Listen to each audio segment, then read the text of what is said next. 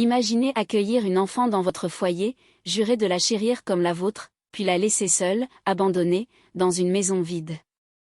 Cette histoire vraie d'amour, de trahison et de châtiment va vous retourner l'âme. Restez jusqu'à la fin, car ce qui arrive à ce couple est plus terrifiant que n'importe quel cauchemar et vous ne le verrez pas venir. Dans une ville nigériane vibrante, où les rues débordaient de couleurs, de rires et d'odeurs d'épices grillées, Tind et Sad formaient un couple que tout le monde enviait. Leur maison, une bâtisse en briques ocre nichée sous des palmiers, résonnait de leur amour, forgé par 9 ans de mariage. Tind, 34 ans, était un comptable respecté, avec un sourire qui désarmait et une voix grave qui inspirait confiance. Sad, 32 ans, dirigeait une petite boutique de tissus Ankara, ses doigts agiles transformant chaque étoffe en œuvre d'art. Ensemble, ils incarnaient l'espoir et la résilience. Mais une ombre planait sur leur bonheur. Malgré des années d'essais, de prières et de visites chez des médecins, leur foyer restait vide, sans le rire d'un enfant. Les murmures des voisins et les regards appuyés des belles familles pesaient lourd.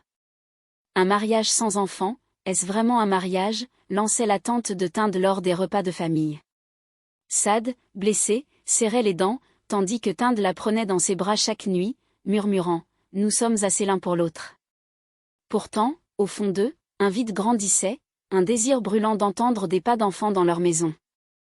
Après des mois de discussion, ils prirent une décision qui allait tout changer, adopter. C'est dans un orphelinat poussiéreux, à l'ombre d'un manguier géant, qu'ils rencontrèrent Zénab. À 7 ans, elle avait des yeux noisettes pétillants et un rire qui semblait danser dans l'air. Zénab était née avec une faiblesse dans les jambes, la confinant à un fauteuil roulant, mais son esprit était une flamme vive.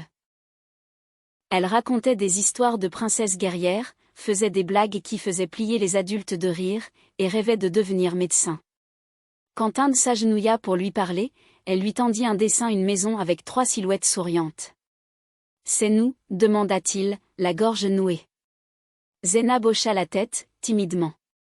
Sad, bouleversé, murmura « Elle est notre miracle. » L'adoption transforma leur vie. Zénab emménagea, et la maison s'emplit de vie. Ils l'inscrivirent dans une école privée réputée, où des professeurs bienveillants l'aidaient à exceller. Une aide-soignante, Amina, une femme douce d'une trentaine d'années avec un sourire rassurant, fut engagée pour accompagner Zénab dans ses besoins quotidiens. Chaque matin, Sad tressait les cheveux de Zénab avec des perles colorées, tandis que Tind lui apprenait à jouer aux dames, riant quand elle le battait. Le soir, il s'installait sous une lampe tamisée, lisant des contes d'Anansi l'araignée, Zénab blottie entre eux, ses yeux brillants de joie. Pour son 8e anniversaire, la maison explosa de couleurs, ballons rouges et jaunes, un gâteau au chocolat aussi aucun tambour, et une pile de cadeaux poupées, livres, et même un petit stéthoscope en jouet. Ils l'emmenèrent au parc, où elle filait dans son fauteuil roulant, poursuivie par d'autres enfants, son rire éclatant comme un feu d'artifice. Zénab n'était pas seulement aimée, elle était adorée, la lumière de leur foyer. Mais le destin a une façon cruelle de tester les promesses. Un jour, Sad se sentit différente, une fatigue étrange, des envies de mangue à toute heure. Un test de grossesse confirma l'impossible, elle attendait un enfant. Tind, fou de joie, la souleva dans ses bras, criant « Un bébé ! Notre bébé !» La nouvelle se répandit comme une traînée de poudre, et la maison vibra d'une excitation nouvelle. 9 mois plus tard, une petite fille naquit, parfaite et pleine de vie. Ils la nommèrent Hawa, notre bénédiction. Les voisins affluaient, offrant des cadeaux et des prières. Zénab, émerveillée, tendit une main tremblante vers Hawa, murmurant « Ma petite sœur ». Mais dans l'euphorie, une fracture discrète s'installa. Tind et Sad furent consumés par Hawa. Les biberons, les nuits blanches, les visites des grands-parents, tout tournait autour du bébé. Zénab, patiente, attendait son tour. Mais les histoires du soir disparurent, remplacées par des berceuses pour Hawa. Les sorties au parc s'évaporèrent, Tind trop occupée à pousser la poussette d'Hawa.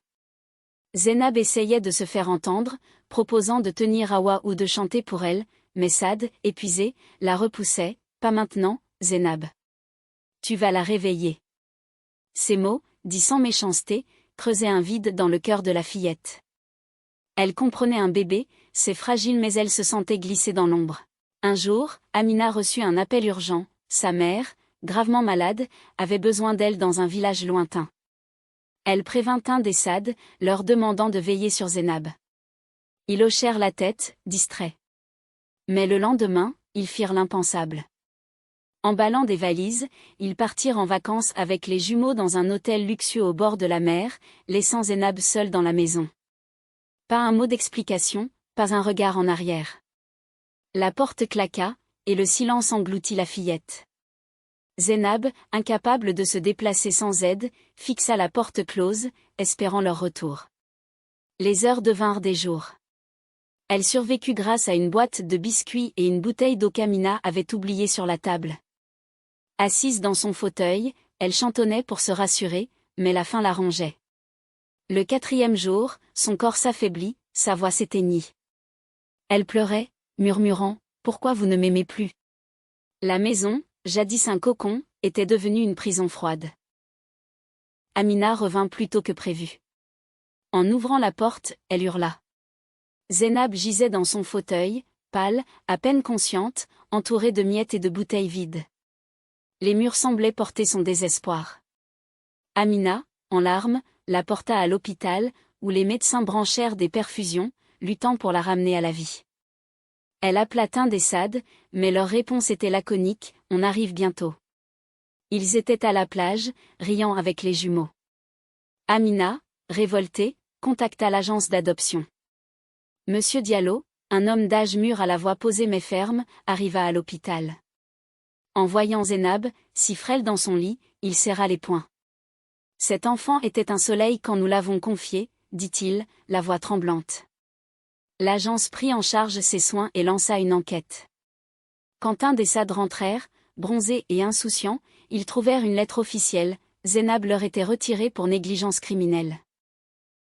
Une amende colossale accompagnait l'ordonnance, mais ils haussèrent les épaules, déjà tournés vers l'anniversaire des jumeaux. La fête des jumeaux fut un spectacle digne d'un roi. Des lanternes illuminaient le jardin, des musiciens jouaient du balafon, et des invités en tenues éclatantes dansaient sous les étoiles.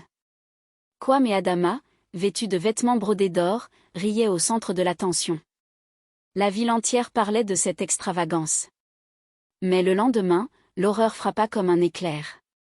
Saad entra dans la chambre des jumeaux pour les réveiller. Ils étaient immobiles, leurs petits visages figés. Tinde, hurlant, les porta à l'hôpital, mais les médecins, désemparés, confirmèrent l'inimaginable, Kwame et Adama étaient morts dans leur sommeil, sans cause apparente.